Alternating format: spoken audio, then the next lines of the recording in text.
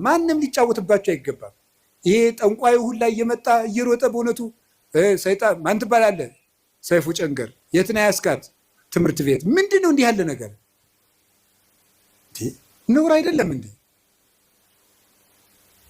ማን ነው የደገመባት? ያክስቷ ልጅ እንዲህ ይሄ ነውር አይደለም? እግዚአብሔር እስቲ ጠብ የሚዘራ ታምር ያደርጋል? እስቲ ንገሩኝ በሞቴ ሌላውን ንገሩኝና እግዚአብሔር ሰው እንዲጣላ ይፈልጋል? አሁን አጋንንት በሚለፈልፉበት ስንት ሰው ተጣልቷል፣ በሞት እየተፈላለገ ነው ያለ። እገሌ ደግሞ ብኝ ነው ሀብት ያልሳካልኝ አለ፣ እገሌ ደግሞ ብኝ ነው ትምህርት ሳይሳካ የቀረ እየተባለ። እግዚአብሔር እኮ የፍቅር አምላክ ነው። አጋንንትን ሲያወጣ ዝም ብሎ ያወጣቸዋል። የእግዚአብሔር ታምር ሌላ ችግር ፈጥሮ አይሄድም። ትክክል አይደለም። ስለዚህ የእግዚአብሔር ቤተሰቦች አጋንንትን የምንዋጋው ከእግዚአብሔር ጋር በመሆን ነው። ከማን ጋር ነው? ከእግዚአብሔር ጋር የምንሆነው ምንድን ነው?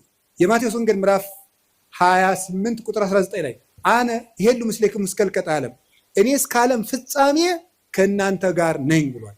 ለማን ያላቸው? ለሐዋርያት በሉ። ለማን? እኔ እስከ ዓለም ፍጻሜ ከማን ጋር ነኝ?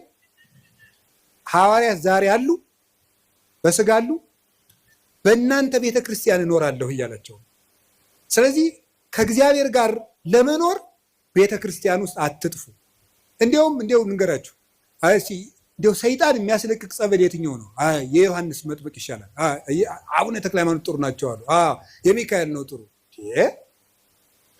የትኛውም ቤተ ክርስቲያን ውስጥ አጋንንት ይሸነፋል። እስኪ በሉ የትኛውም በሉ። ቤተ ክርስቲያን ውስጥ ማን ይሸንፋል?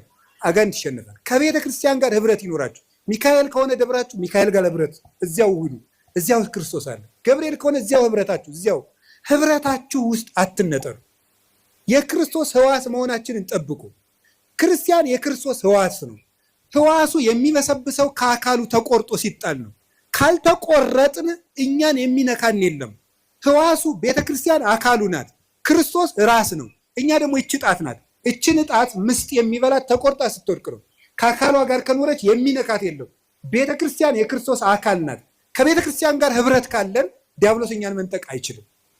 እግዚአብሔር ከሁላችን ጋር ይሁን።